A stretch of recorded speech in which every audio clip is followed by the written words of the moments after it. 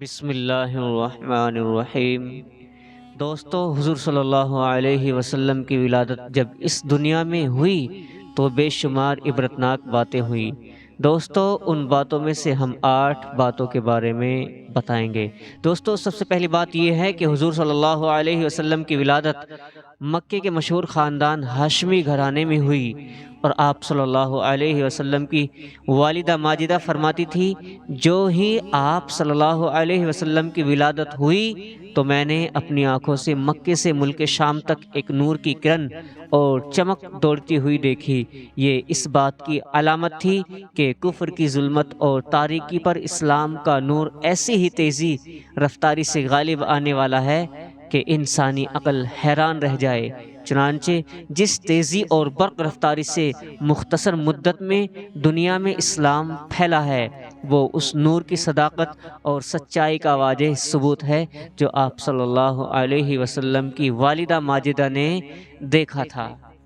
دوستو، دوسری بات، آپ صلی اللہ علیہ وسلم نے فرمایا کہ اللہ تعالیٰ نے مجھے ابدیت اور خاتم النبیین کا شرف اس وقت عطا فرمایا ہے جب حضرت آدم علیہ السلام مٹی کے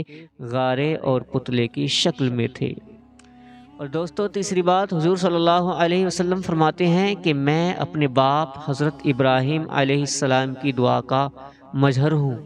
اللہ تبارک و تعالیٰ نے حضرت ابراہیم علیہ السلام کی وہ دعا جو خاتم الانبیاء کی تشریف آوری کے لیے کی گئی تھی۔ دوستو، چوتھی بات یہ ہے کہ حضور فرماتے ہیں کہ دنیا میں میری تشریف آوری کی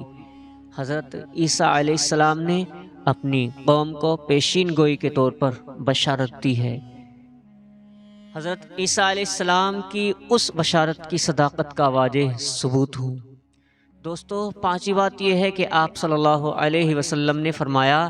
کہ میں اپنی والدہ ماجدہ کے اس حسین خواب کی تعبیر ہوں جس کو انہوں نے میری پیدائش سے پہلے دیکھا تھا۔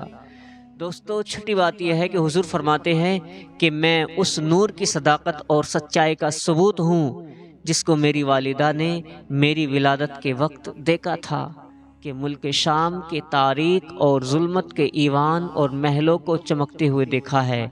دوستو، جب حضور صلی اللہ علیہ وسلم کی ولادت کے زمانے میں کسریٰ کا بادشاہ نوشیروان تھا اور اس کی حکومت کا 40واں سال پورا ہو چکا تھا، اور نوشیروان دنیا کے بادشاہوں میں مشہور ترین بادشاہ تھا، اور آپ کی ولادت کے بعد 7 سال 8 مہینے نوشیروان کی حکومت باقی رہی، اور اس کی پوری حکومت کی مدت 47 سال 8 مہینے ہوئی۔ دوستو، چھٹی بات یہ ہے کہ آپ صلی اللہ علیہ وسلم کی ولادت کے وقت دنیا کے سامنے ایک عجیب و غریب واقعہ پیش آیا کہ آپ صلی اللہ علیہ وسلم کی ولادت کے وقت کی سپر پاور طاقت اور حکومت کا بادشاہ کسریٰ کے ایوان میں ایسا زلزلہ آیا جس کی وجہ سے اس کے عالیشان